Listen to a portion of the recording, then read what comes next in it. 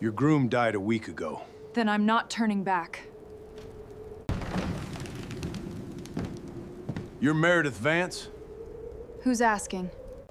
Sign this, and you stay under our roof. I'll sign, but I make my own choices. A Boston woman fleeing ruthless debt collectors steps off a stagecoach into a Colorado blizzard, only to find her intended dead, and 3 mountain men waiting with a contract pinned under a hunting knife. Read on to find out how a cold-blooded deal struck in the snow becomes the truest thing any of them have ever known. The stagecoach died before Meredith did. Barely. It lurched to a stop at the way station, with a sound like a man giving up one long groan of frozen axle and splintering wood, and then the driver was shouting something she couldn't hear over the wind. She pressed her face to the ice-furred window glass and saw nothing. White. Just white in every direction, pouring sideways off the mountain like the sky had split open. She was the only passenger left. The station itself was a sorry thing. 4 log walls held together more by habit than craftsmanship. A roof that sagged under 2 feet of heavy snow, and a door that had warped so badly in the cold that the driver had to kick it 3 times before it swung inward. Meredith stepped down from the coach on legs that had gone half numb somewhere around the Kansas-Colorado border, and the altitude hit her immediately, a slow squeezing pressure behind her eyes. A faint spinning like the ground was deciding whether or not to hold her. She held onto the doorframe. Inside, a lantern burned low on a pine table scarred by decades of knives and tin cups. A man slept in a chair near the iron stove, the station keeper. She assumed his chin dropped to his chest and his breathing rattling like a loose shutter. She set her traveling case down and pressed her hands to the stove. The heat was almost shocking after 3 days of mountain cold. Miss Vance. She turned. The driver stood in the doorway, snow thick on his shoulders, his expression uncomfortable, in the way of a man delivering news he didn't write but still feels responsible for. There's something you need to know about your intended. She already felt it before he finished the sentence. Something in the way he wouldn't quite meet her eyes. Ezekiel Poole had died 7 days ago. Gangrene, the driver said, from a blister that had gone septic before the first snow fell. He'd been 63 years old, a widower with 60 acres, and a homestead he'd advertised in 3 Boston newspapers. And Meredith Vance had answered that advertisement because there were men in Boston far more dangerous than an old Colorado farmer. She had crossed half a continent to marry a man she'd never met, and he hadn't even managed to stay alive long enough to greet her. She sat down on the bench beside the wall. She didn't cry. She had used up most of her tears somewhere in Ohio, and what remained of them she was saving for something that truly warranted them. She pressed her palms flat against her thighs and breathed. The altitude made even that feel like work. What she did allow herself was this, a full accounting of what she had. 1. Traveling case. Her father's old skiving knife tucked into the lining of her left boot, $7.40. A letter of introduction to a dead man, and the debt collectors, 4 of them, employed by the Hargrove Syndicate, who had been 2 days behind her coach since she'd fled Boston. They would reach this way station by morning if the blizzard cooperated with them.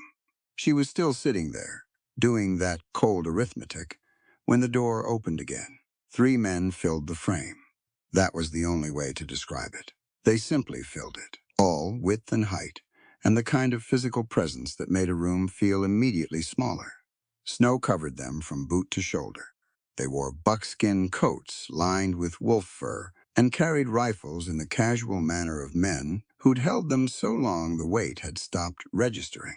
The eldest one, a broad, scarred man with iron gray threaded through his dark beard, pulled the door shut behind them against the wind. He looked at her, then at her traveling case. Meredith Vance? His voice was flat and even. Not unkind, but not warm either. The voice of a man who'd learned to save warmth for situations that had earned it. Yes, she said, Harlan McCaskill. He didn't offer a hand. He gestured to the taller of the 2 behind him. Roscoe and Theron. The youngest one quieter in some fundamental way she couldn't yet name, with dark, watchful eyes, gave a single nod. "You know about Ezekiel," she said. It wasn't a question. Word traveled fast. "We were at the Pool homestead 2 days ago to discuss a grazing boundary." Harlan pulled a chair out, turned it backward, and sat with his forearms resting across the top of it. He studied her the way she imagined. He studied terrain methodically, without judgment, cataloging what was actually there instead of what he expected. "You came a long way." "I did." "You planning to go back?" She thought about the men 2 days behind her, about the syndicate that had purchased her father's debt, and then, when her father died, had decided the debt transferred to her in a form that had nothing to do with money and everything to do with what they could sell. "No," she said, "I'm not." Something passed between the brothers. Quick, almost invisible, the kind of communication that develops between people who've spent years reading each other in situations where words were either unavailable or dangerous. Harlan reached into his coat. He pulled out a folded document and a hunting knife, and he put both on the table. The knife pinned the paper flat with a sound that was quiet but deliberate. He didn't move his hand from the handle right away. "Then we have business to discuss, Miss Vance." He laid it out plainly. The McCaskill homestead sat on 140 acres at the foot of Razor Ridge Pass, land the brothers had built and worked and bled on for 11 years. Colorado's new county registration law required that a homestead of that acreage list a legal spouse in residence by the 1st of December or face reclassification as unregistered commercial land, which meant it became available for predatory acquisition by anyone with the money and political connections to file the right paperwork. There was a man in the valley, Harlan said, with both. They needed a legal bride, registered before the county deadline. "In exchange," he said, "you get a roof, 3 meals when we have them, and protection. Nobody from wherever you're running from will find you easy on the high pass in winter." He finally lifted his hand from the knife. "It's a business arrangement. Nothing more than that unless you choose otherwise." Roscoe leaned against the far wall with his arms crossed, watching her with open skepticism. He had the look of a man expecting her to either weep or make demands, and she could tell he'd already prepared for both with equal irritation. Theron sat near the stove and said nothing at all. He was watching the lantern flame, but she had the distinct feeling he was listening to everything, with more attention than either of his brothers. Meredith looked at the document, then at Harlan. "What happens to the arrangement after the deadline passes?" "That's a conversation for spring. Right now we need signatures, not promises." It wasn't a good deal. She understood that. She was trading one precarious situation for another, substituting 4 debt collectors for 3 strangers in a snowbound wilderness she knew nothing about. She had no guarantee beyond a scarred man's word and a knife-pinned contract on a pine table. But the altitude was pressing harder behind her eyes now, and her fingers were still half numb, and somewhere on the road behind her were men who did not intend to give her a choice about anything at all. She picked up the document and read it. All of it. Harlan watched her do it without rushing her, which she noted. Then she reached into her case, found her own pen, and signed her name in the space provided. Harlan signed below it. Roscoe crossed the room and signed without ceremony. Theron came to the table last. He looked at her for a moment before he took the pen, and there was something in his expression she couldn't fully read, not pity, not suspicion. Something more careful than either. He signed neatly and stepped back. Harlan folded the document into his coat. "Wagons outside," he said, standing. "Pass closes within the hour, if that snow keeps up." She stood, and then the lantern swam sideways. The room tilted on some invisible axis, and the floor came up toward her with alarming speed. She was aware of her legs, simply stopping, refusing any further cooperation. And then a large, cold, ruined hand caught her arm before she hit the ground. She didn't know which brother it was. It didn't matter. The last thing she was aware of before the dark took her was the cold air on her face as the door opened, and the sound of wind screaming down off the ridge like something alive. She woke to the sound of wind. Not the polite kind of wind that moved through Boston alleyways and rattled window glass. This was something with real intention behind it, a sustained, low howl that pressed against the log walls like it was testing for weakness. Meredith lay still for a moment and let her eyes adjust. Rough-hewn ceiling beams, the smell of pine resin and wood smoke, a fire somewhere close, crackling and popping in the dark. She was alive. That was a reasonable place to start. She pushed herself upright on the narrow cot and took stock. Her traveling coat was folded over a chair nearby, still damp at the hem. Her boots were placed neatly beside it. Someone had removed them while she was unconscious, which should have felt alarming, and somehow didn't. The practicality of it felt almost respectful, like someone who understood that soaking leather ruins it, and that ruining boots in winter on a mountain pass was a serious matter. The cabin was a single main room with sleeping alcove, half partitioned by a hanging wool blanket. A cast-and-stove dominated the far wall, squat and black, and radiating a heat that felt genuinely earned. A table, 3 chairs, shelves with dried provisions, tools hanging in a row by the door, ordered and maintained. This was a working place. Everything in it had a purpose. Harlan sat at the table with a lantern and a hand-drawn survey map, a tin cup at his elbow. He looked up when she moved. "Water's on the stove," he said. "Biscuits on the shelf. Eat something before it gets cold." He went back to his map. She found the biscuits. They were dense and needed salt and were the best thing she'd eaten in 4 days. She stood at the shelf and ate 2 of them before she felt steady enough to ask the question that had been sitting in her chest since she'd signed her name at the way station. "Where are your brothers, Barn?" Storm loosened a board on the south wall. "Brimstone kicks when the wind gets bad, so it needs seeing to tonight. Brimstone. The black stallion. He's difficult." Harlan said it the way a person says a thing they've said before and are tired of explaining. "Sleep if you can. Ceremonies at first light." She slept poorly and woke before dawn to the sound of boots on the porch. The circuit preacher arrived on a mule that looked profoundly resigned to its situation. He was a small man with red-veined eyes and a coat that had seen better decades, and he smelled strongly of something fermented that Meredith decided not to identify. He produced a Bible from his saddlebag and flipped to a page near the back, with the confidence of someone who'd done this many times under many conditions. Roscoe and Theron stood by the hearth. Roscoe had cleaned up marginally. His hair was pushed back from his face, and he'd put on a collar, which he was now actively regretting. Judging by the way, his jaw kept working against it. Theron stood straight and quiet beside him, watching Meredith with those careful, dark eyes. It was the shortest wedding ceremony Meredith had ever witnessed. The preacher moved through it at a pace that suggested he had other obligations, or wanted to. She and Harlan said the necessary words. Harlan's voice was steady and unhesitating. Hers held, which she was quietly proud of. When it was done, the preacher pocketed his fee, signed the register with a hand that wobbled only slightly, and was back on his mule before the sun had fully cleared the ridge. They ate breakfast. It was a practical, largely silent meal. Roscoe drank his coffee standing up. Theron ate methodically and observed everything. Harlan read the county documentation again, checking the preacher's signature against some internal requirements she wasn't privy to, and then folded it carefully into the tin box on the high shelf. Legal.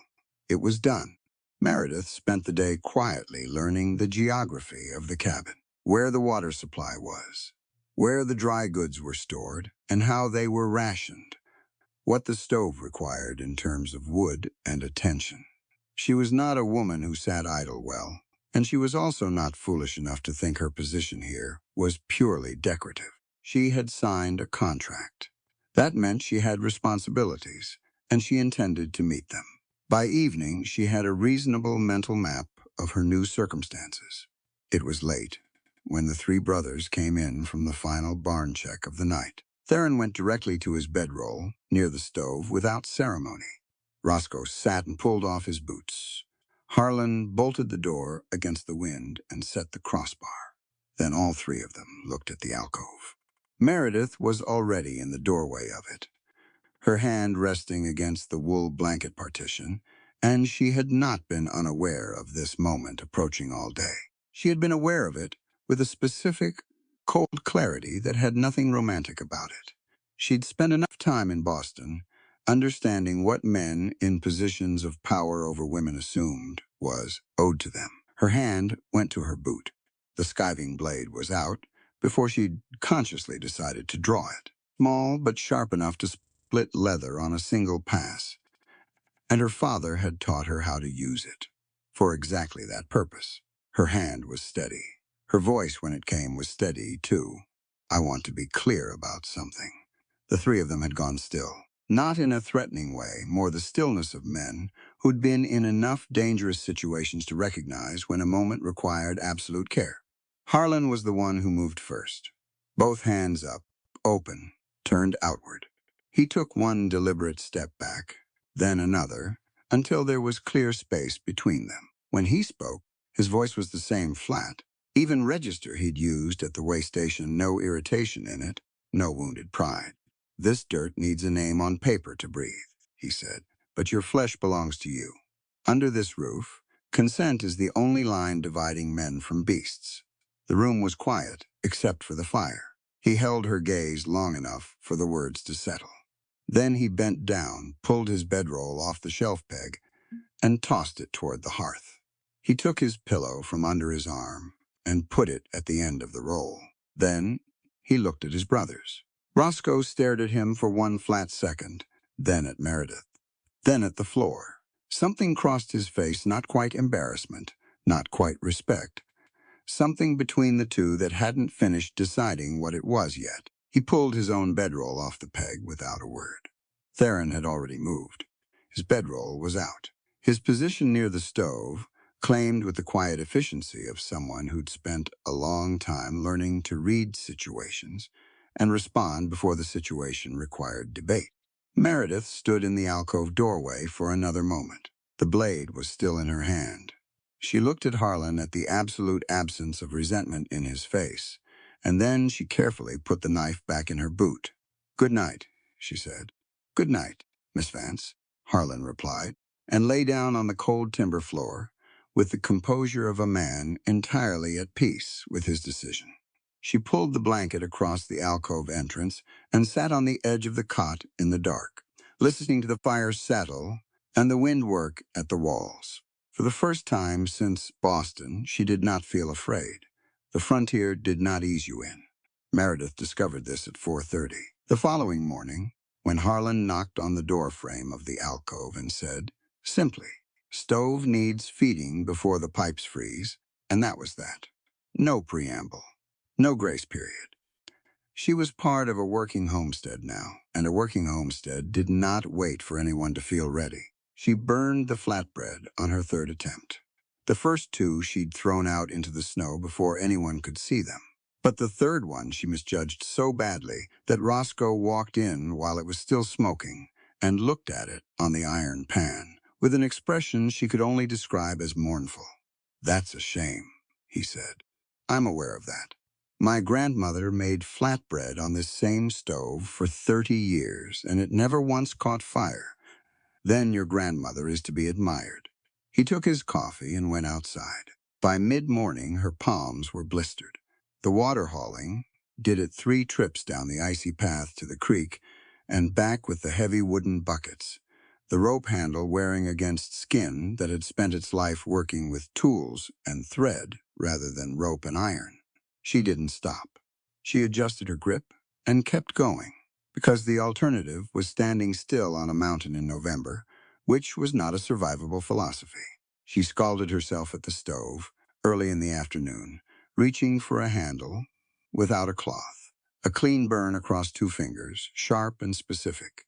She held her hand in the snow for a minute, pressed her lips together, and went back to the pot. Roscoe saw that one. He didn't say anything this time, just watched her from the doorway with that same measuring look he'd had since she arrived, waiting, she supposed, for her to either complain or give up. She did neither. By the time the lights started going gray and thin over the ridge, she had managed a reasonable beef stew from the dried provisions, had hauled enough water for the morning, and had swept the cabin floor twice because the first time she'd missed the corners, and the corners mattered in a space this small. Her hands hurt. Her back hurt. The altitude was still making her head ache at the temples in a dull, persistent way. She was beginning to understand that the frontier was not cruel. Exactly. It was just entirely indifferent. It didn't care what you were accustomed to. It didn't care what you'd survived to get here. It simply presented the next necessary task and waited. The barn was her idea. She'd heard brimstone from inside the cabin all day, a dull, rhythmic thudding that came through the wall at intervals like something large and miserable registering its displeasure. After supper, when the brothers were occupied with the evening tools check, she took the lantern and went to look. The stallion was massive, bigger than any horse she'd seen up close, black all the way through to the whites of his rolling eyes, and he came at the stall gate the moment she opened the barn door. She didn't run. She'd grown up watching her father work. Frightened leather. He always said that fear was just energy that hadn't found its direction yet, and that you didn't fight it. You waited for it to find somewhere useful to go. She held the lantern out and stood still. He stopped at the gate, nostrils wide, breath coming in sharp, visible bursts in the cold air. He stamped, hard, and the sound rang off the rafters. She stayed where she was. After a moment, she set the lantern on the post hook and crouched down near the gate where she could see beneath it. His hocks were bad. Both of them. She could see the inflammation from where she knelt, swollen and crusted, the hair around them rubbed away, and the skin below it broken in multiple places. The rusted iron hobble chains that had apparently been his previous management solution lay in a pile in the corner of the stall, and she felt a cold, specific anger looking at them. "Someone kept you chained," she said, not to anyone in particular. Just saying it out loud, the horse's ears moved. She went back to the cabin and found what she needed, clean cloth from her traveling case, the small tin of bear grease Harlan, used for the tool handles, and the rolled length of soft deer hide she'd brought from Boston purely out of habit. It had been her father's, left over from a boot commission, and she hadn't been able to leave it behind. Roscoe was sitting by the fire when she came through. He watched her gather things without comment. "What are you doing?" he finally said. "His hocks are infected. The skin's open in at least 3 places." A pause. "He'll take your hand off." "He might," she said, "but I don't think he will." She went back to the barn. It took most of an hour just to get close enough to touch him. She didn't rush it. She sat on a hay bale near the gate, not pushing forward, not retreating, just present. She talked sometimes, low and without particular direction, about the bear grease and what it was good for, about her father's shop, about the smell of new leather on a winter morning. It didn't matter what she said. What mattered was that her voice stayed, even and her body stayed still. When he finally let her open the gate and kneel beside his leg without moving away, she worked carefully. She cleaned each wound with the damp cloth, slow and thorough, and he flinched but held. When she applied the bear grease, he shifted his weight, but he didn't strike.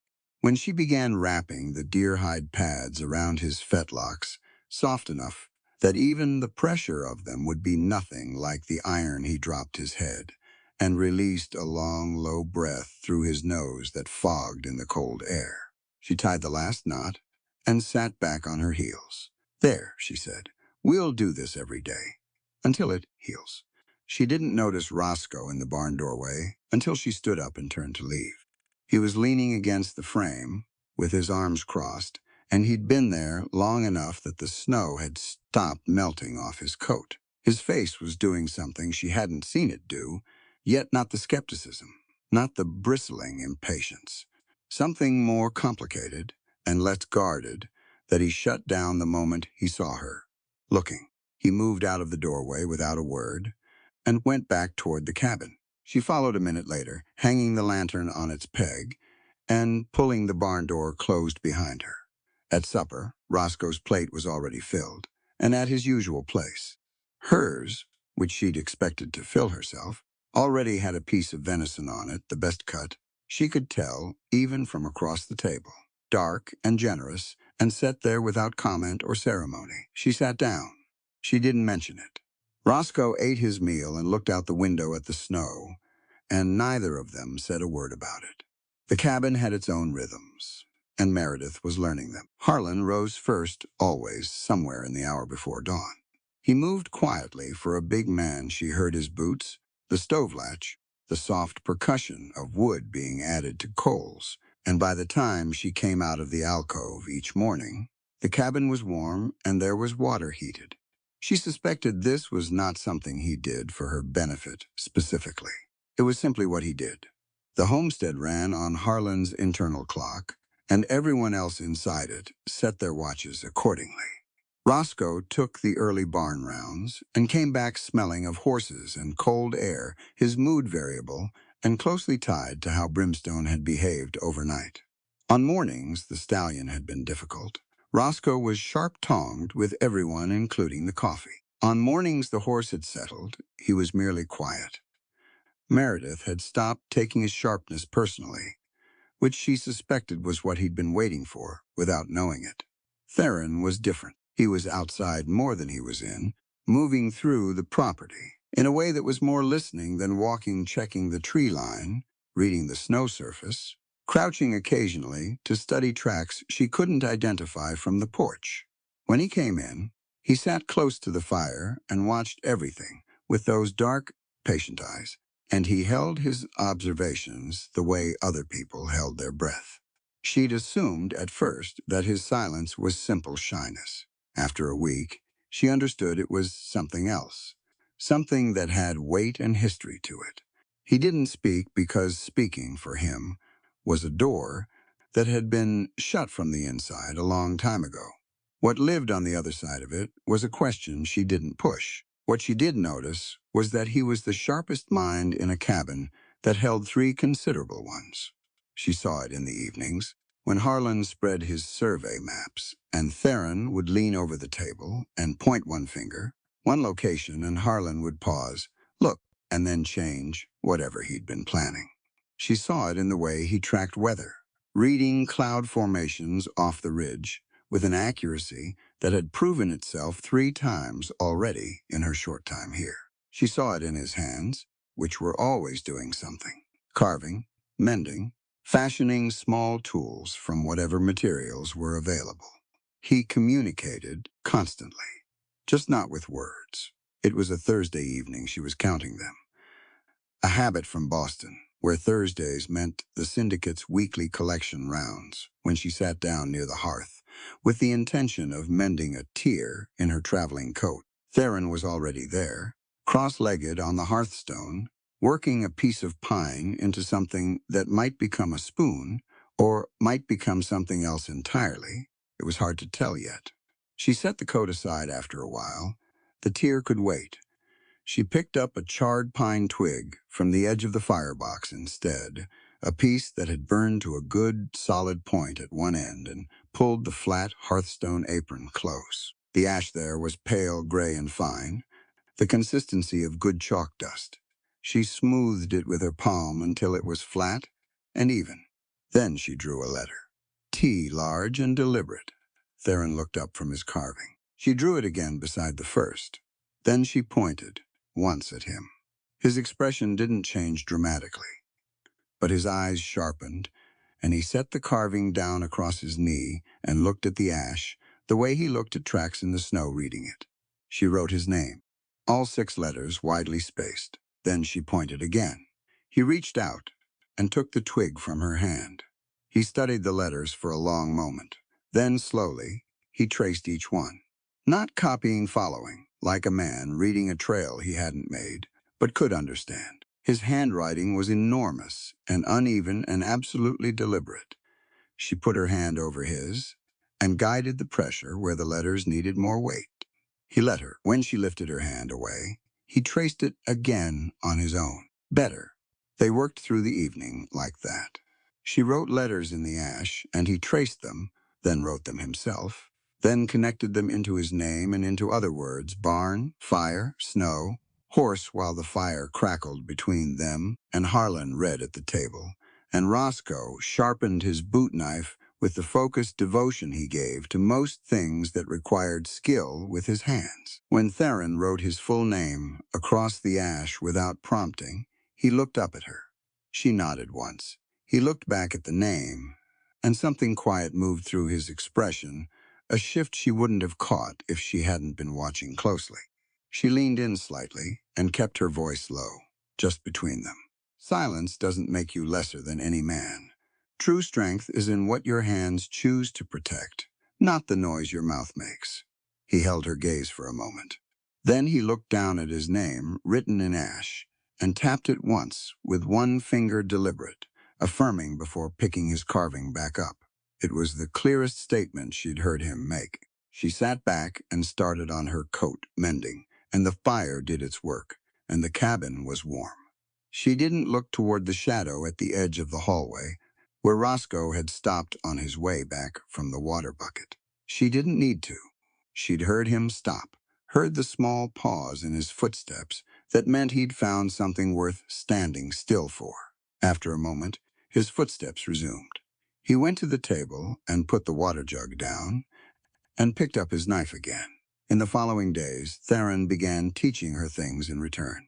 He showed her the rabbit snares on the eastern slope, shown not explained, because explanation required words, and he'd found a more efficient method. He positioned her hands on the wire, made the configuration, and then watched while she replicated it.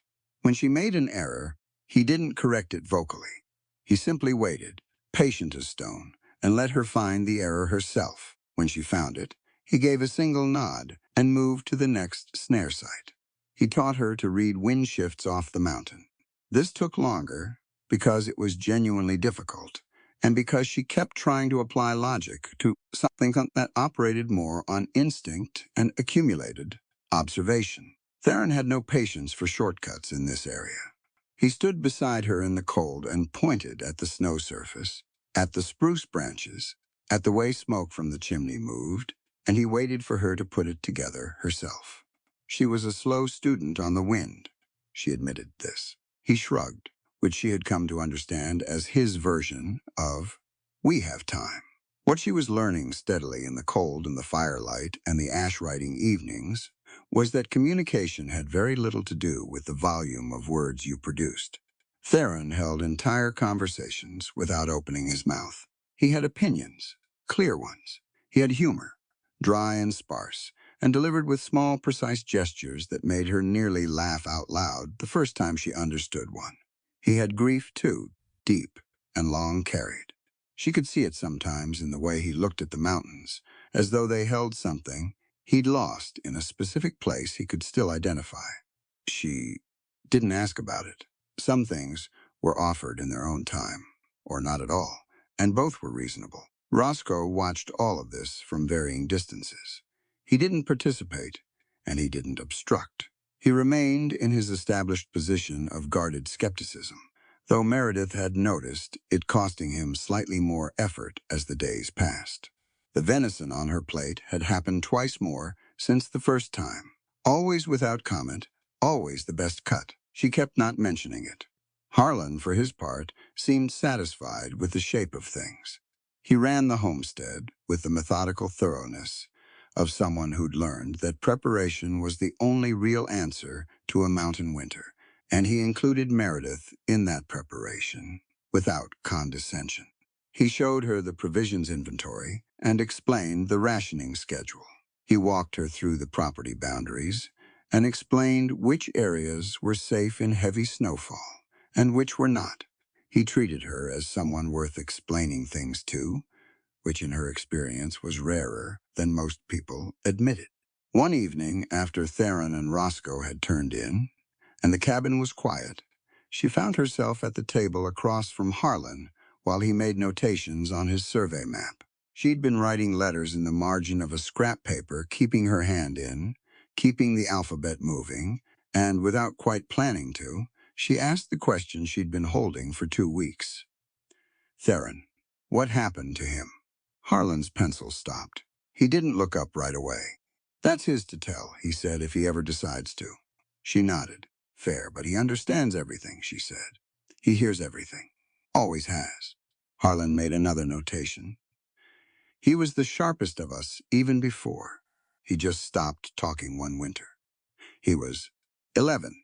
He paused. The valley was hard that year. Hard on a lot of families. He didn't elaborate, and she didn't press. She looked at the ash marks, still faintly visible on the hearthstone. Theron's name, in his own hand, slightly smudged but still readable, a small evidence of something begun. He's learning fast, she said. He always does. Harlan looked at the hearthstone, then back at his map. Something in his expression was different for a moment, softer at the edges, in a way that disappeared quickly. Thank you, Miss Vance, for how you're doing it. She looked back at her paper and kept writing. Outside, the wind moved through the pass with a sound like distant conversation, too far away to make out words. The attack came on the 14th night. Meredith woke at 2 in the morning to sound that didn't belong, a sharp, high crack, distinct from the wind, from the settling timber, from Brimstone's intermittent midnight complaints. She'd been a light sleeper since Boston, trained by necessity into a state of perpetual low alertness that never fully released even in sleep. She lay still for 3 seconds and listened. Another crack, then a third, closer. Rifle fire. She was out of the alcove before she'd consciously made the decision to move. The main room was already in motion.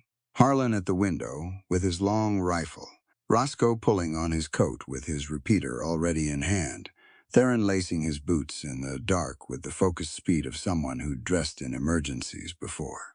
Outside, the blizzard had gone fully operational. The wind was running hard off the ridge, and the snow was moving horizontally, thick enough to cut visibility to 10 feet, on a good guess. Through the window, Meredith could see shapes at the tree line, moving shapes, spread wide in a line that meant they knew what they were doing. Sterling's men, Harlan said. His voice was flat. He was already counting them through the glass. Roscoe checked his ammunition. How many you see? 7, maybe 8. Hard to tell in the white. He turned from the window. Roscoe, north window. Theron, take the barn approach and stay low. They'll try to cut us off from the horses. He looked at Meredith. You stay back from the glass. She pulled on her coat. I'm not going to stand in the middle of the floor. No, he agreed. You're going to stay back from the glass. He handed her his secondary rifle, a shorter, heavier lever action, and pulled a box of shells from the shelf. You know how to work this? She'd shot exactly once in her life. A tin can off a Boston fence on a dare. But the mechanism was straightforward, and she understood the principle. I'll work it out. Harlan looked at her for 1 second. Load and pass. If I run dry, you reload and hand it back. Keep your head below the sill.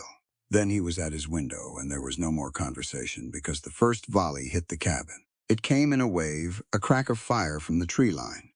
Then 3. Then a sustained exchange that was loud enough to feel physical. Harlan returned fire with a methodical precision that was almost mechanical. Each shot placed and deliberate, no wasted movement. Roscoe was at the north window, doing what Roscoe apparently did, better than almost anything else in the world, which was put rounds exactly where he intended them, one after another, in the dark, through a blizzard, at a distance that should have made it nearly impossible. Through the south window, Meredith could see the flare of muzzle fire from the tree line, moving. They were trying to get around the east side of the cabin. They're moving east, she said. Theron sees them, Harlan said, not looking up from his sights. A minute later, there was a burst of activity at the barn. She could hear it, even over the gunfire, over the howling wind, and then one of the muzzle flashes at the tree line went out and didn't come back. Brimstone was screaming. That was the only word.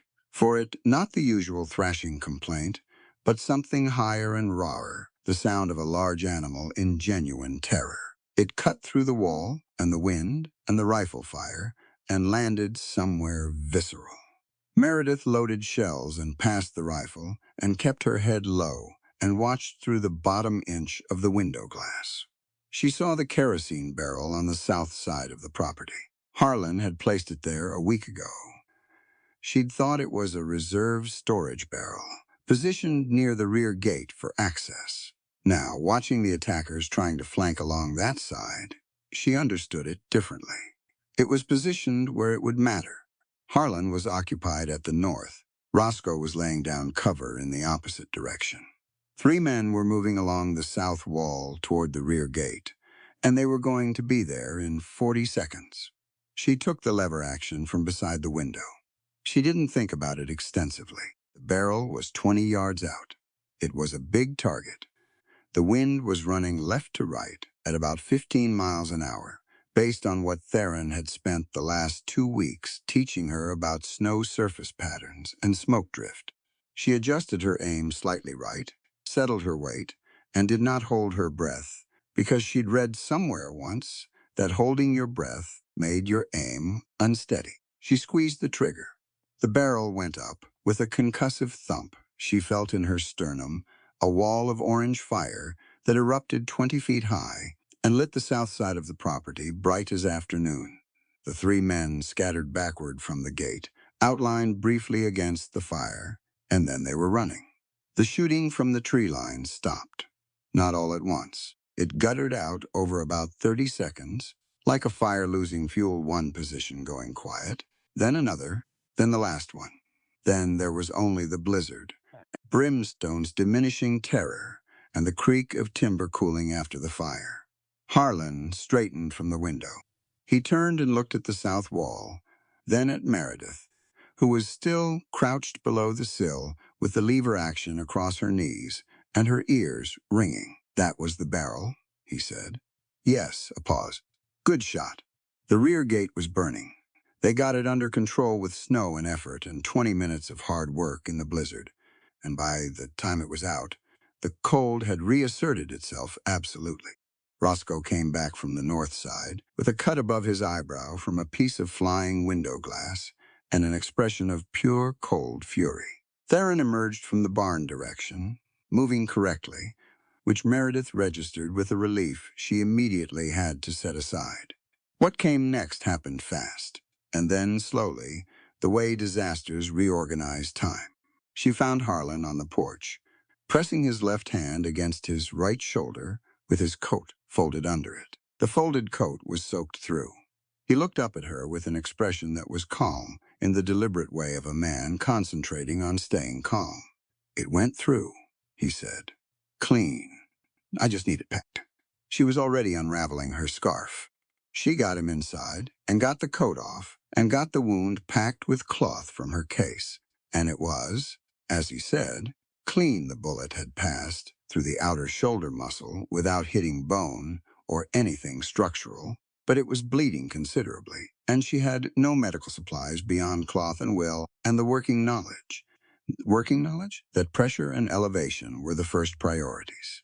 She was still working on it when she heard Roscoe's voice from the door. "Theron's down." She turned. Theron was being half carried, half walked by Roscoe, his feet moving, but his weight falling wrong, his head at an angle that meant something had happened to it. Not a bullet, there was no blood, a fall, or a collision, or a blow.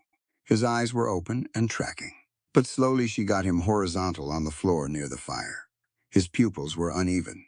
That meant impact, serious impact, to the head. She kept him still and talked to him his name, simple direct sentences, watching his eyes, and he responded slowly, which was the best information available, in a circumstance where best was still frightening.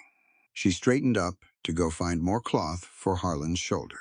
The cough came from somewhere deep, not her chest, but lower, something that bent her forward with the force of it. She pressed the back of her hand to her mouth, and when she pulled it away, there was blood on it.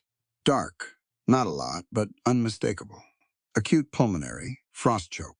She didn't know the medical name for it, but she'd heard the freighter drivers at the way station talking about it when they first arrived. What happened to eastern lungs pushed too hard in mountain air and wet cold. She'd been outside for an extended period, breathing hard in a blizzard, and her lungs had decided to register their objection. She stood up straight and looked at the window. The pass was gone. She could see it from here. The South Ridge had released, the avalanche moving in a slow white wave across the only road down to town. By the time it settled, the pass would be sealed. No doctor was coming, no supply wagon, no help in either direction. She looked at her hand. The blood was already drying. She looked at Harlan on the chair with his shoulder wrapped, and Theron on the floor by the fire, and Roscoe watching her from across the room with an expression that had dropped every layer of guardedness it normally wore, leaving something raw and undefended underneath. "The pass is closed," she said. Nobody answered. They all already knew. She moved back to Harlan's shoulder and checked the packing. Her hands were steady. That, at least, she could control. The fire burned. The blizzard drove itself against the walls. And outside, the avalanche finished its work across the road, final and absolute, sealing 4 people into a high mountain winter with no way out and no help coming. Whatever came next was entirely their own. The temperature dropped at midnight. Meredith knew it before she saw the thermometer. She felt it in the walls first, in the way the log cabin shifted and compressed inward like a living thing pulling against the cold. The fire was eating wood faster than it should have been, and still the air near the floor had gone thin and sharp, the kind of cold that didn't announce itself loudly, but simply moved in and started claiming territory. She was running a fever by then. She could feel the competing sensations without being able to reconcile them: skin on fire, bones made of ice, lungs that pulled at each breath like wet cloth pressed against her face.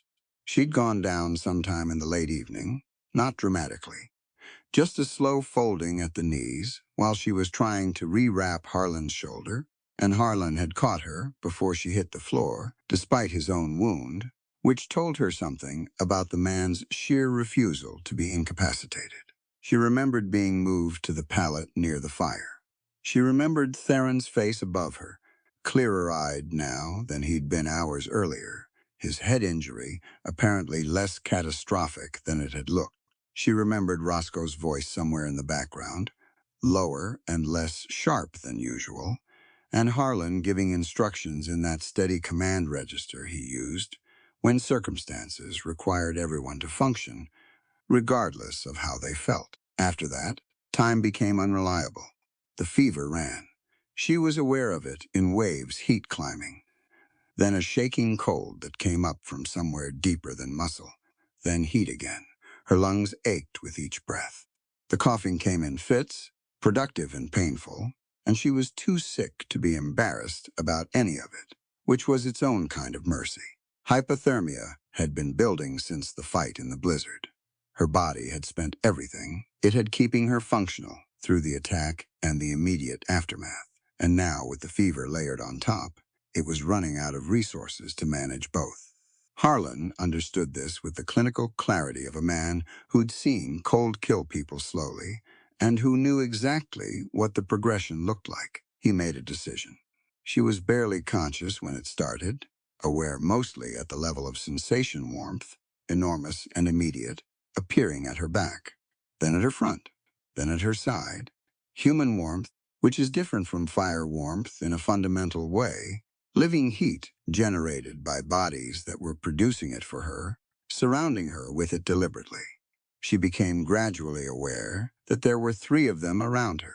Harlan behind, large and solid as a wall, his uninjured arm across her, his chest pressed against her back. Theron at her front, his forehead nearly touching hers, sharing breath and heat in the close space. Roscoe at her side, his big hand flat against her ribs, monitoring the shaking, his own warmth radiating into the worst of the cold she was generating. Skin to skin. Not gentle in the romantic sense, practical in the survival sense, which is its own kind of tender. They'd stripped down to what the cold required them to strip down to, and arranged themselves around her like a furnace built of human parts. And if any of them had complicated feelings about it, Those feelings had been set aside in favor of the one priority that mattered: keep her alive. Harlan's voice came from just behind her ear, low and even. "Stay with us, Miss Vance." She tried to say something. It didn't quite form, but she pressed back slightly against the warmth behind her, which was the most communication available to her. And it seemed to be enough. Through the night, one of them was always awake. She was aware of the shift changes in a distant way, the small adjustments, the careful rearrangements that kept the heat consistent without disturbing the whole. Someone added wood to the fire at intervals. Someone held water to her lips twice and waited patiently while she managed to swallow it. Roscoe's hand on her ribs was monitoring her breathing. She understood this slowly, and then with full clarity, he was counting her breaths, feeling for the rattling quality that would mean the frost choke was progressing dangerously. When she breathed easier, his hand relaxed. When she coughed, his grip steadied. He didn't make it mean anything beyond what it was, but it meant something anyway, which is how most true things work. The fever broke around 4 in the morning. She could feel it happen, a long, slow release, like a knot undoing itself from the inside. The shaking stopped gradually, then altogether.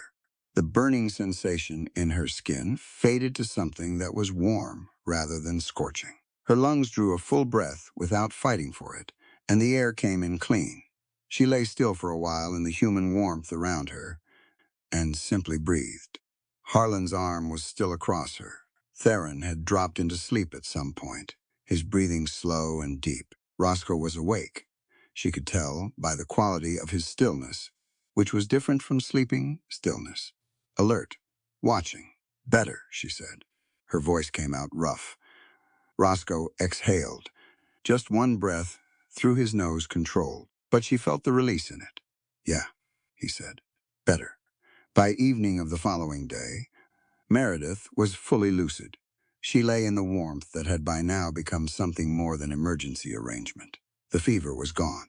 Her lungs were still tender at the edges, but pulling freely. Harlan's shoulder was immobilized, but not worsening.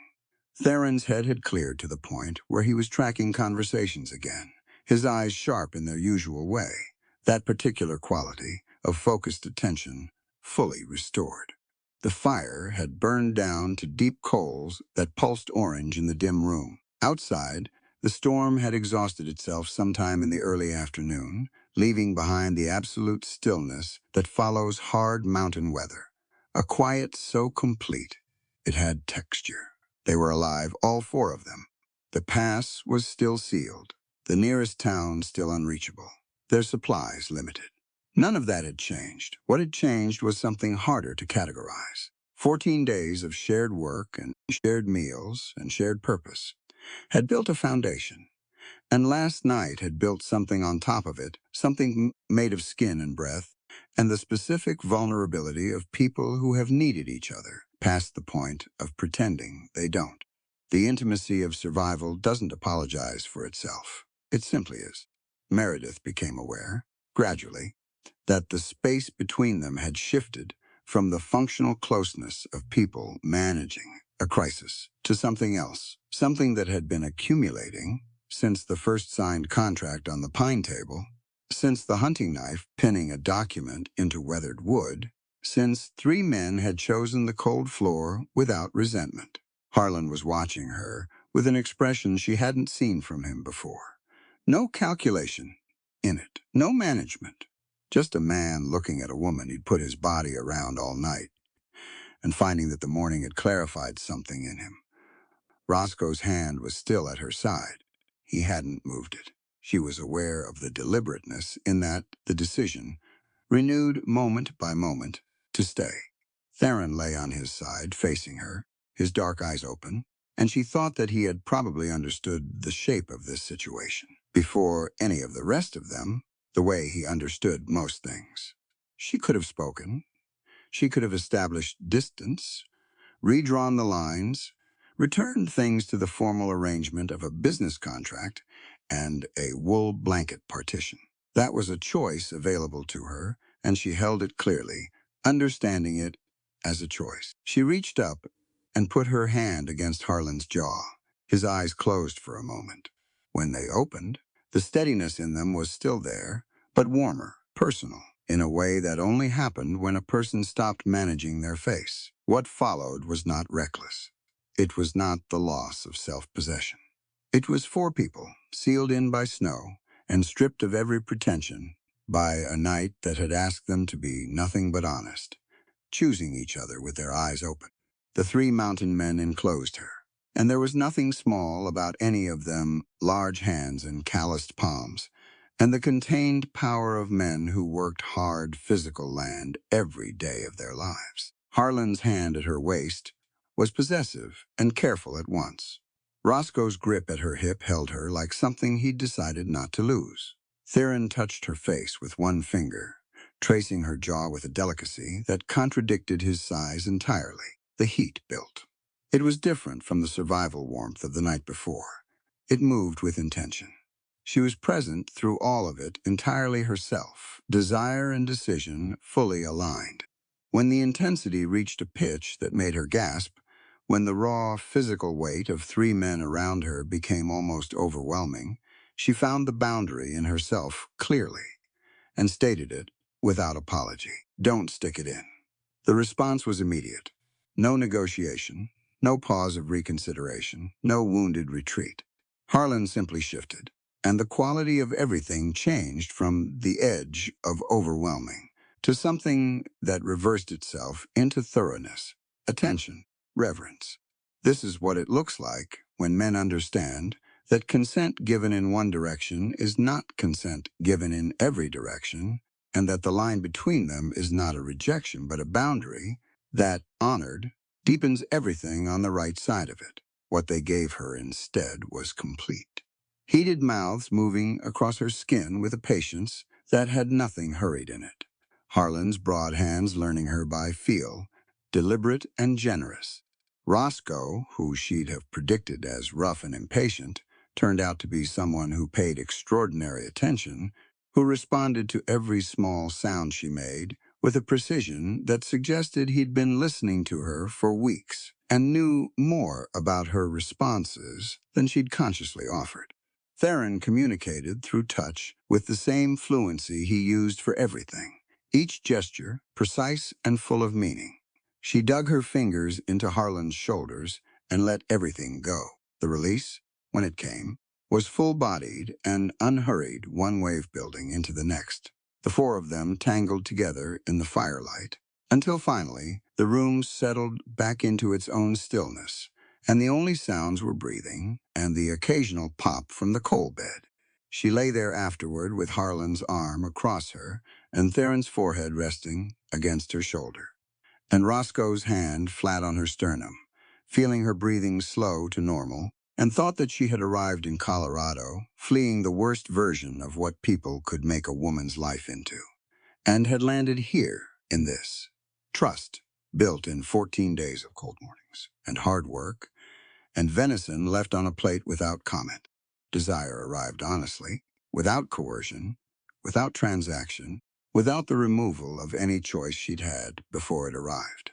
She pulled Roscoe's hand slightly higher on her sternum, over her heart, and held it there. He let her the days after the storm had a different quality.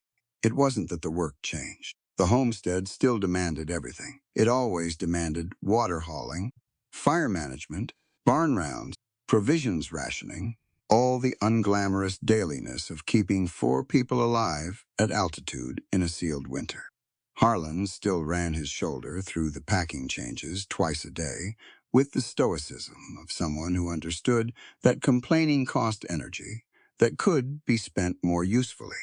Theron still went out every morning to read the snowpack and the tree line, returning with whatever he'd observed written plainly in the set of his shoulders and the direction of his eyes. Roscoe still took Brimstone's rounds, and Brimstone was still difficult in the fundamental way that traumatized creatures are difficult, improving incrementally, resisting suddenly, then improving again. What changed was the atmosphere inside the four walls.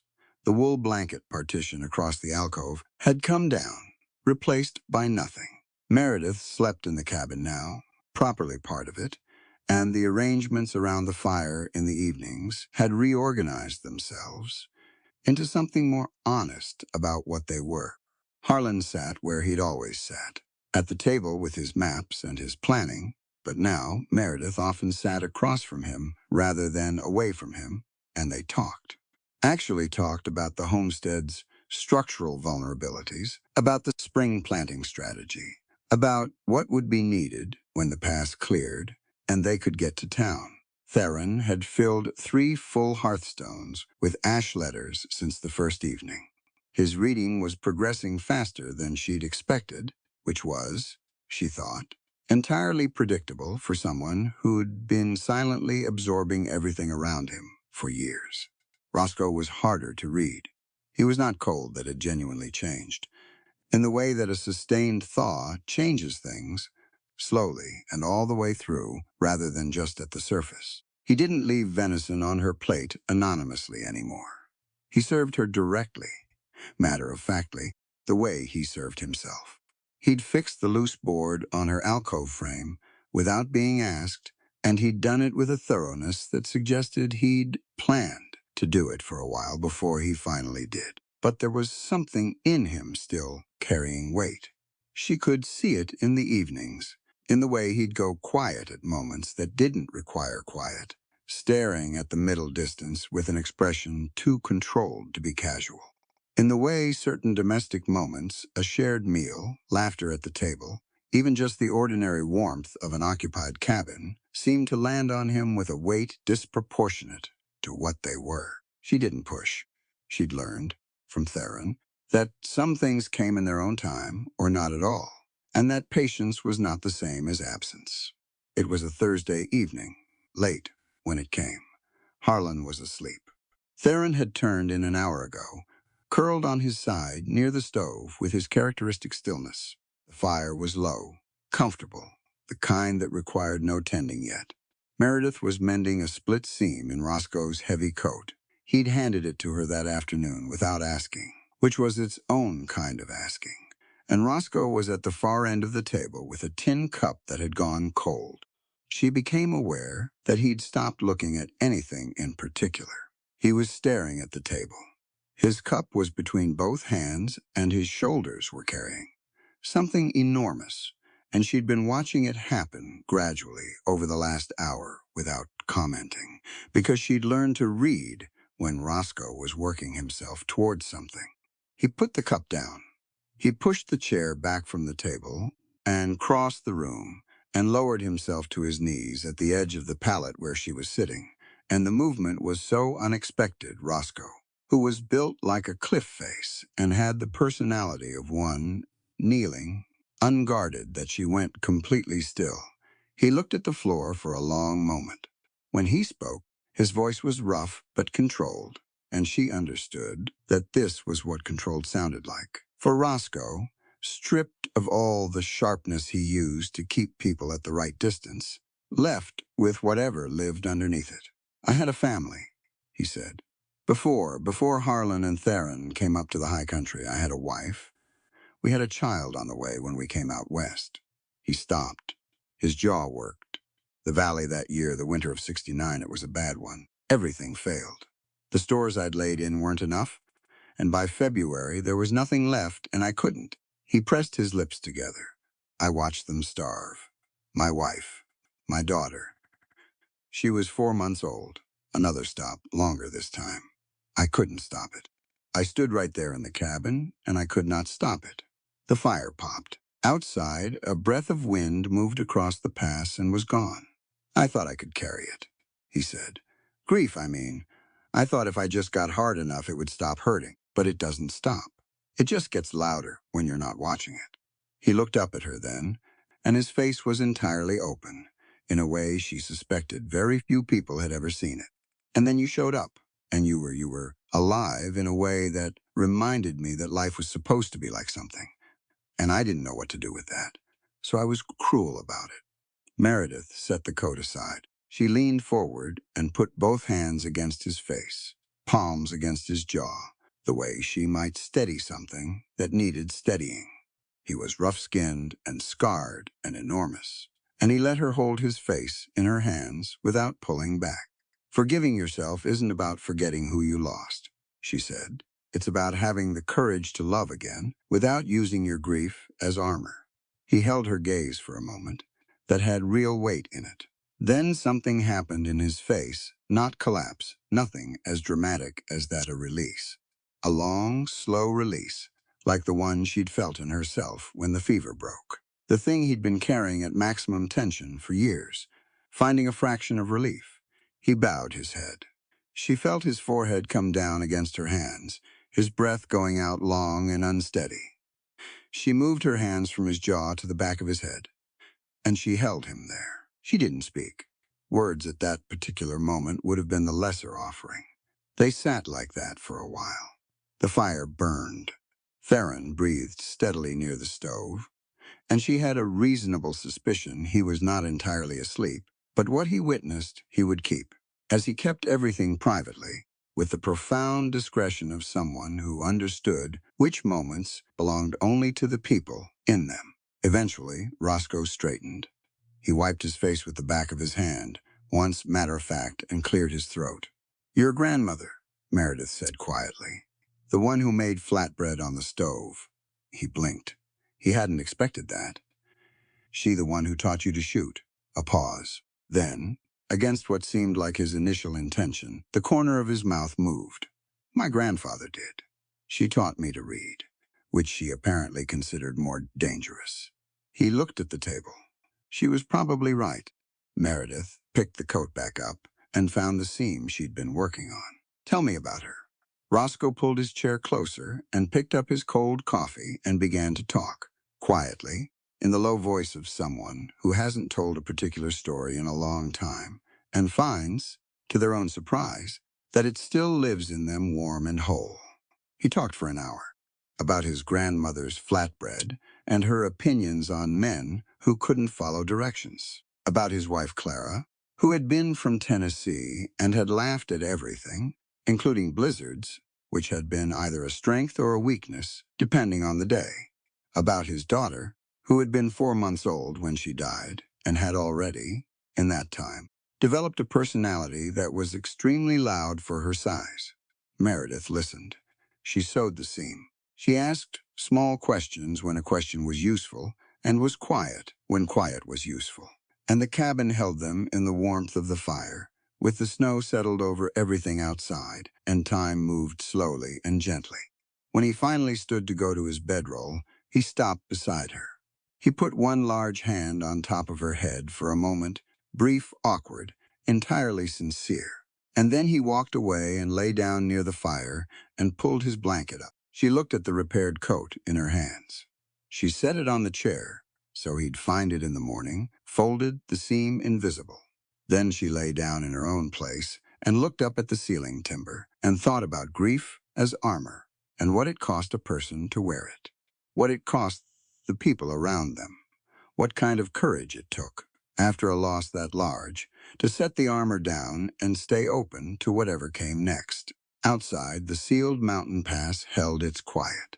But inside the cabin, something that had been braced against itself for years had finally, carefully, begun to breathe. The pass cleared on a Tuesday. Not fully, there was still 6 feet of packed avalanche debris across the lower road. But the upper track had opened enough for a single horse and rider to push through, which meant the world had found its way back to them. The first sign was a federal marshal's courier, who arrived Tuesday afternoon, looking like he'd fought the mountain personally and lost several rounds. He delivered a packet of legal correspondence for Harlan, ate everything offered to him without pausing between bites, and left before dark. The second sign came Wednesday morning. A land agent named Prescott arrived on a roan mare, picking his way up the track with the careful expression of a man who knew he was unwelcome and had decided that being unwelcome was preferable to being cold any longer in the valley below. He was thin and officious, with a leather document case under his arm that he clutched like it contained something valuable, which it did for Julian Sterling's purposes. Anyway, Harlan met him on the porch. Prescott stated his business without preamble. Sterling's office was contesting the McCaskill homestead registration on the grounds of livestock mismanagement, specifically that the homestead's primary stallion was an unmanageable animal that constituted a hazard, and therefore the property could not be certified as a functioning agricultural operation under county code. He produced the relevant paperwork. He produced it with the smooth efficiency of a man who'd done this before in other valleys, with other families, and knew exactly how the sequence played out. Harlan read the paperwork. He read all of it slowly, which Prescott found visibly irritating. The livestock provision requires demonstration, Prescott said, when Harlan finished. If the animal cannot be managed, the certification fails. Sterling's office has the authority to. I know what Sterling's office has the authority to do, Harlan said. Give us an hour. Prescott looked at the corral, where Brimstone was visible through the fence rails, 16 hands of black muscle, currently circling the perimeter with his ears pinned, having already assessed the roan mare and the stranger, and rendered a strong negative opinion on both. The agent's expression suggested he considered an hour an optimistic timeline. I'll give you 30 minutes, he said. After which, an hour, Harlan said again, and went inside. Meredith was already putting on her coat. She'd heard the exchange from the window. She'd heard the livestock provision clause, and she'd understood it immediately. Not in legal terms, but in practical ones, they wanted to use Brimstone as the lever. An unmanageable horse was easy to demonstrate. Sterling had probably been waiting for the pass to clear specifically for this. Harlan looked at her. You don't have to, he said. I know, she said, and went out.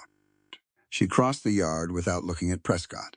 She went directly to the supply shelf inside the barn door, where she'd organized her materials weeks ago: the clean cloth strips, the tin of bear grease, the soft deer hide wrapping for Brimstone's fetlocks. She took them out and set them on the fence post. Then she went to the corral gate and opened it and walked in. Brimstone registered her entry the same way he always did, now a sharp turn. Ears forward instead of back.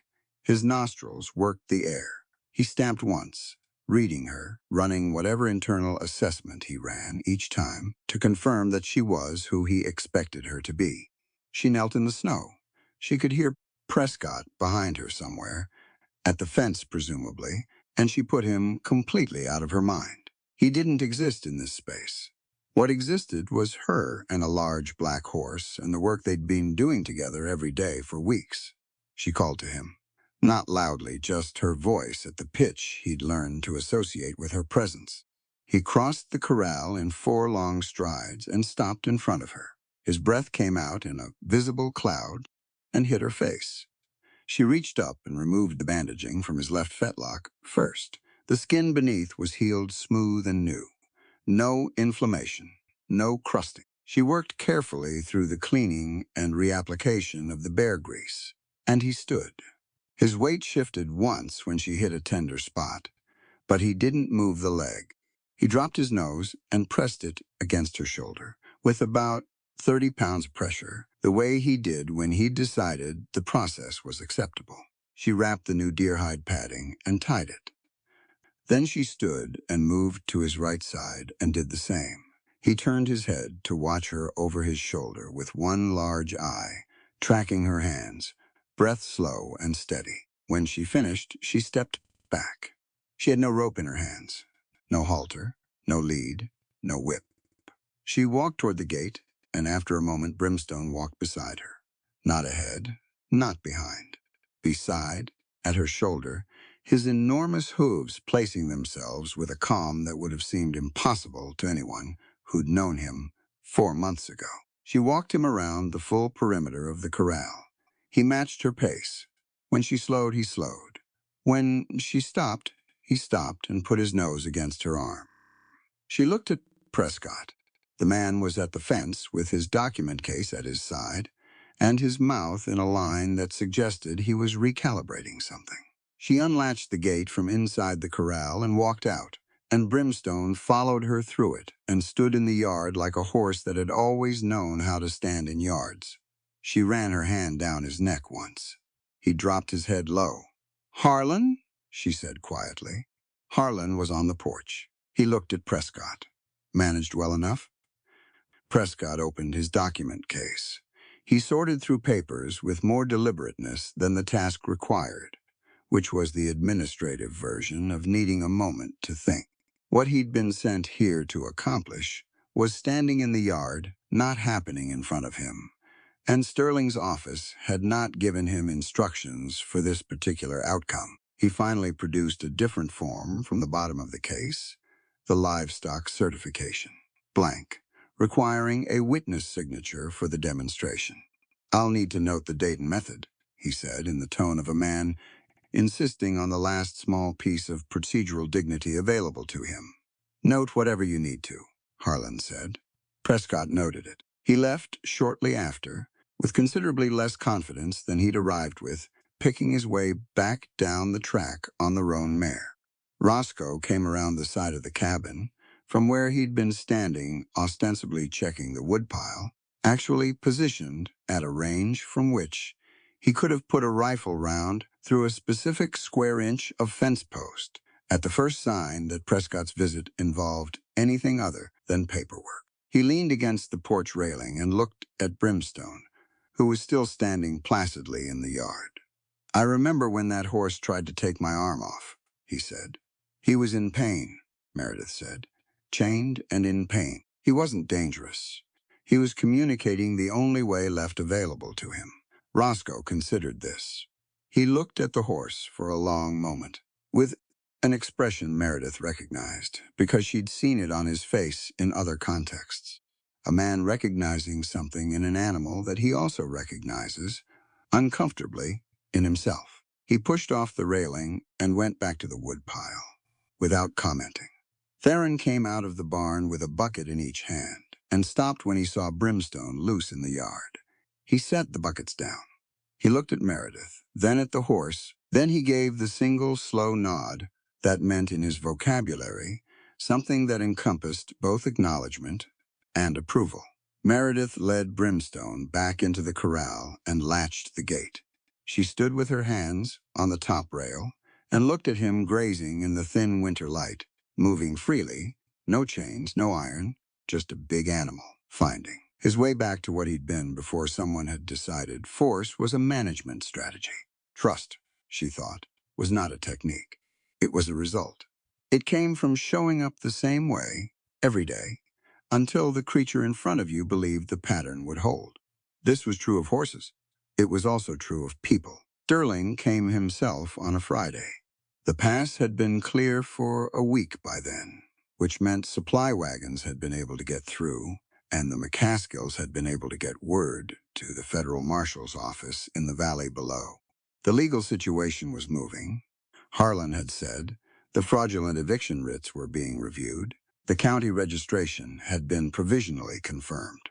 It was moving in the right direction, and moving in the right direction was, apparently, the one thing Julian Sterling could not tolerate. He arrived at the gorge below the property line, with 11 men. Theron saw them first. He came off the eastern ridge at a flat run, which Meredith had never seen him do, and the running alone told them everything before he reached the cabin. They had 20 minutes. Harlan ran the preparation with the efficiency of a man who'd spent years in the war, learning that panic was the most expensive thing you could afford in a limited-time situation.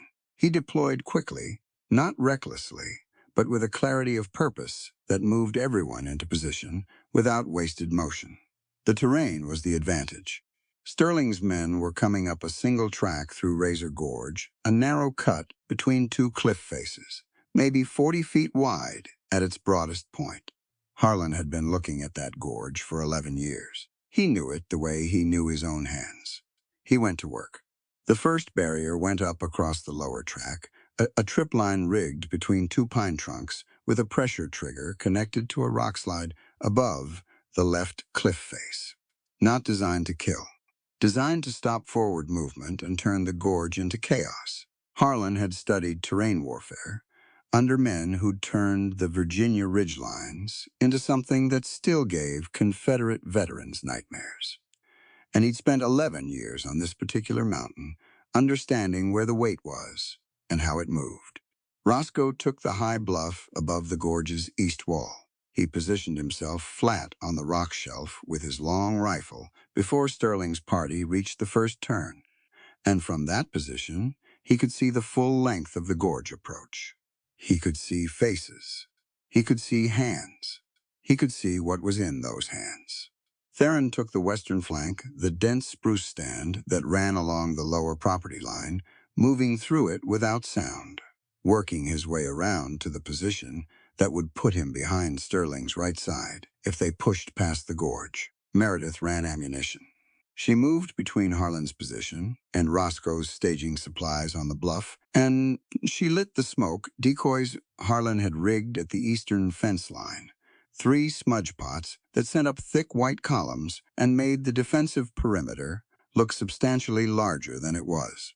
She moved fast and low, and without hesitation, and she did not think about the alternative version of this morning, where they had no warning and no preparation. Sterling's men reached the gorge at mid-morning. They were well-armed and well-organized, which said something about how seriously Sterling was taking this particular operation. This was not a demonstration of force. He meant to finish it. The first trip line took out the front 3 horses simultaneously, the rock slide coming down the left face in a roaring cascade that sealed the mouth of the gorge with 8 feet of debris in under 30 seconds. Sterling's party fractured, half retreating to the rear of the debris pile, half pressing forward through the dust and noise, which was the wrong decision, and Harlan had predicted they'd make it. Roscoe's first round took the rifle out of a mercenary's hand from 200 yards in a morning crosswind, which was not an accident, and was also a specific message about what Roscoe was capable of if he chose to aim differently. Theron came out of the spruce stand on the right flank and drove 3 men back through the gorge at close range, moving through the terrain with the silent speed of someone who'd spent years learning exactly how this specific piece of mountain moved. The smoke from Meredith's decoys was drifting across the upper property now, giving the impression of a much larger defensive force on the high ground. Sterling's rear flank began pulling back. It was not a long fight, 15 minutes from first contact to withdrawal. Sterling's men were professionals, but they were fighting uphill, in terrain they didn't know, against people who'd been studying it for years and had been waiting for this exact scenario. When it ended, most of Sterling's hired guns were in full retreat down the gorge. Sterling was not. He was on his knees in the snow at the base of the gorge debris pile, disarmed, one leg twisted badly from his horse going down. He had a gash across his palm from the fall, and his expensive coat was soaked through with snow. And he was, in every physical sense, finished. Harlan came down from the ridge with his shotgun. He walked to where Sterling knelt, and he stood there for a moment looking at him. Sterling looked up, and whatever he saw in Harlan's face made him press his lips together and say nothing. Harlan raised the shotgun. Meredith was there in 4 steps. Her hand came over the barrel and pressed it down. Not hard, she didn't have the strength to force it down against Harlan's intention, but firm enough to be clear. If we slaughter a man who has dropped his weapon in the freezing dirt, we become the very monsters we fought to survive. Harlan's eyes moved to her. She held his gaze. Not pleading, she'd learned from watching these men that pleading wasn't a language that worked here. She was stating a position, clearly and without apology, and waiting for him to meet it. A long moment passed. Harlan lowered the gun. He handed the shotgun to Roscoe, who had come down from the bluff and was watching the proceedings with his arms crossed, and an expression that was unreadable but not opposed. Then he crouched down in front of Sterling. "You're going to the federal marshal," he said. "The fraudulent writs, the hired guns, the Boston syndicate connection, all of it. You're going to answer for it in a federal court." Sterling said nothing. "The alternative was the other option," Harlan said. "You should thank her." They bound Sterling's hands with rope from the supply pack and pulled him upright and started the walk down through the gorge toward the lower track. Theron appeared at Meredith's side without announcement, the way he always did. He looked at Sterling being led away. Then he looked at her, and he held up one closed fist and opened it, a gesture she'd seen him use before. When a snare was released, when Brimstone was led without a halter. She nodded. He fell into step beside her as they followed the others down the mountain. Spring came slowly, and then all at once. The deep snow on the pass began pulling back in March, first on the south-facing slopes, where the afternoon light hit longest, revealing dark earth that steamed faintly in the cold air. By April, the creek had found its full voice, running fast and clear over the stones below the property line, loud enough to hear from the cabin on quiet mornings. By early May, the pasture below the corral had gone green in patches, spreading daily, and the light was different, longer, warmer, carrying actual weight after months of the thin winter version. The federal marshal had come in February, when the pass first opened enough for official travel. He'd spent 2 days at the homestead, taking statements and examining the documentation. Harlan had preserved with characteristic thoroughness the fraudulent eviction writs, the forged county orders, the witness accounts of the hired gun raid. Sterling had been transported down the mountain in chains, and the syndicate's legal grip on the valley had begun unraveling almost immediately after, like a bad seam pulling out from the tension of its own construction. The deed validation came in a packet that arrived on a Thursday in late April, carried by the same courier who'd come in February and who now recognized the property and accepted the offered coffee without the wariness of a stranger. Harlan read the packet at the table. He read it twice, as was his habit with anything that mattered. Then he set it down. "It's confirmed," he said. "Full deed validation." He slid the document across the table. Meredith's name was on it not as an appendage of the marriage arrangement, but as a co-owner with independent legal standing, equal to each of the 3 brothers. Her signature had the same weight as theirs, her claim the same standing under federal law. She read it once and didn't need to read it again. "Equal," she said. "Equal," Harlan confirmed. He looked at her the way he'd been looking at her since February, since something in him had stopped requiring a reason to be warm. That was the only arrangement worth having. Roscoe was leaning against the doorframe with his coffee cup, reading the document upside down from his angle, without acknowledging that he was reading it. He'd been different since the night by the fire, not unrecognizable. Still Roscoe, still sharp-edged and straightforward and constitutionally opposed to unnecessary softness, but carrying less, moving with a fraction less of the braced quality that had made him exhausting to be near in the early weeks. He looked out at the pasture when Meredith caught him reading the deed. "Good morning for it," he said, which was Roscoe's way of saying he was pleased. Theron was outside already, which he always was by this hour. Meredith found him at the east fence line when she came out with her coffee, standing in the early light with his hands in his pockets, looking down the valley. She stood beside him. The view from the fence was extraordinary. In May, the mountains still white on the upper peaks, but the valley floor green and running with snowmelt. The sky, that specific Colorado blue that seemed too saturated to be real, like something applied with intention rather than accident. Theron reached into his coat pocket and produced a folded piece of paper. He held it out to her. She took it and unfolded it. He'd been practicing writing on paper instead of ash. For the past month, she'd been giving him blank sheets from the back of her journal. This one had been worked on for some time, she could tell. The letters were careful, measured, retraced in places where he'd wanted them right. It said, "Thank you for my name." She looked at him. He was watching the valley, not her, in that way he had of offering things sideways, rather than directly, which gave the recipient the option of taking or leaving without ceremony. She folded the paper carefully and put it in her own pocket. "Thank you for the snares," she said. "And the wind." His mouth moved at the corner. The building had started in April. Harlan had drawn the plans over the winter, a sunlit extension on the east side of the cabin. Wide windows facing the pasture and the morning light. A proper room, with a proper door, rather than a wool blanket partition. He designed it with a thoroughness that suggested he'd been thinking about it longer than April, possibly longer than February, possibly since around the time of the wool blanket incident, though this was not a thing any of them discussed. The work went fast with 4 sets of hands and 2 months of winter planning behind it.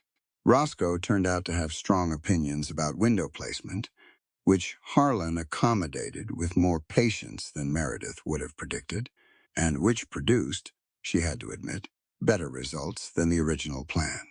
Theron worked with the silent efficiency he brought to every physical task, anticipating the next step before it was requested, handing the right tool before anyone reached for it. Meredith built the window casings.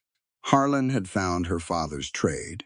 Eventually she'd mentioned it in passing, and he'd remembered it, and said nothing until he appeared one morning with a full set of leather-working tools he'd traded for in town, and set on the table without preamble.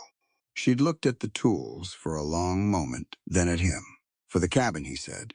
Hinges, boot repairs, whatever needs it. She'd use them for the window casings first. Leather-reinforced frames that would hold the glass against the mountain winters, without warping. Seated with her father's technique, which she'd watched enough times as a child that her hands remembered it without being asked. They finished the extension on a warm Friday in May. The windows caught the morning light and spread it across the new floor in long gold rectangles, and the room smelled of fresh pine and cured leather and the particular clean quality of mountain air after a night of rain. That evening, all 4 of them stood on the porch. The sun was going down behind the western ridge, painting the snowcaps orange and then pink, and then a deep rose that reflected off the creek below. Brimstone was in the pasture, grazing freely, moving without a hitch, the healed skin of his fetlocks visible as lighter patches against the black of his coat. He moved the way horses move when nothing hurts unhurried, purposeful, occasionally lifting his head to check the air and then dropping it again. Harlan stood at Meredith's left, his shoulder long since healed, his hands resting on the porch rail in the relaxed way of a man who has finished accounting for the day's risks and found them manageable. Roscoe stood at her right with his coffee, which he drank even in the evening. Frontier coffee discipline being apparently non-negotiable. He was watching Brimstone. He watched the horse often lately, with an expression she recognized as one she'd seen develop in herself over the winter, the particular satisfaction of watching a thing find its right nature after being denied it. Theron sat on the porch steps below them, elbows on his knees, reading the valley the way he read everything, present in every direction at once, missing nothing, carrying his observation quietly. The federal marshal's paperwork was inside, on the shelf, in the tin box beside the original homestead contract. 140 acres, 4 names, equal standing. Outside, the mountain held what it held the difficulty of its winters, the violence of its passes, the absolute indifference it maintained toward everyone who tried to live on it. None of that had changed, and none of it would. What had changed was the 4 people standing and sitting on this particular porch in the last light of a May evening.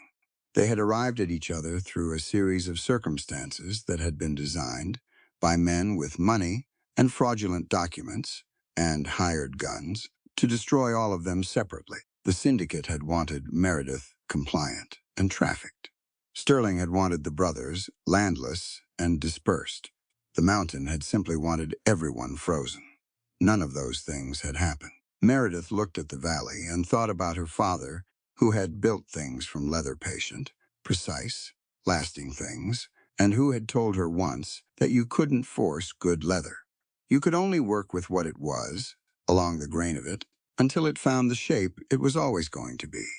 The same, she thought, was true of people. Theron reached back without looking, and found her hand on the porch rail, and patted it once, 2 fingers, brief and certain, then went back to watching the valley. Roscoe glanced at her sideways, caught her looking, and looked away again at Brimstone, the corner of his mouth moving. Harlan's hand came to rest over hers on the rail, warm and unhurried, and stayed there. The sun finished its work on the western peaks, and the first stars came out over Razor Ridge, and below on the pasture Brimstone moved through the spring grass in the last of the light, free and easy, going exactly where he chose.